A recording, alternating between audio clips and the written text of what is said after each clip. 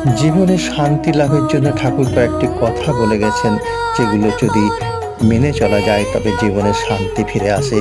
তিনি বলেছেন, মনের কালিমাকে দূর করতে হবে, অর্থাৎ ক্রোধ, লোভ, কামিনী কাঞ্চন ত্যাগ করতে হবে। ঈশ্বরের প্রতি বিশ্বাস ও প্রেম রাখতে হবে, নিজেকে ঈশ্বরের প্রেমে আবদ্ধ করতে হবে।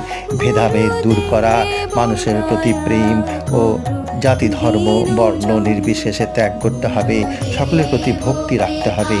জীবে সেবা করা, জীবের প্রতি প্রেম ও ভালোবাসা সর্বোপরি। গরিব, অনাথ, অসুস্থ জীবের সেবা করা সর্বোচ্চ ধর্ম, পরমধর্ম। সকল ধর্মকে সম্মান দেওয়া, সকল ধর্মের প্রতি শ্রদ্ধাশীল ও সম্মান দেওয়া খুব দরকার।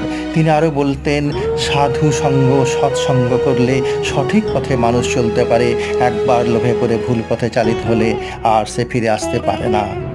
জয় ঠাকুর শ্রী পরমহংস দেবের জয়।